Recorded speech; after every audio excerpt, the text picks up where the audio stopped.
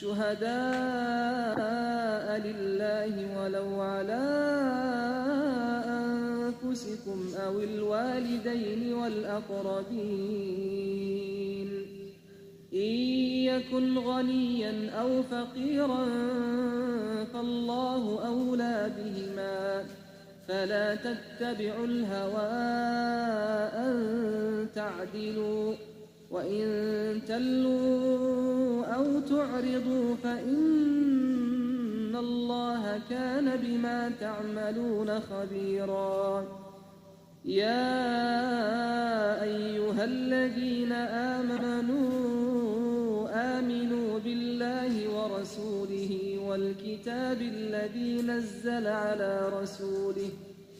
والكتاب الذي نزل على رسوله والكتاب الذي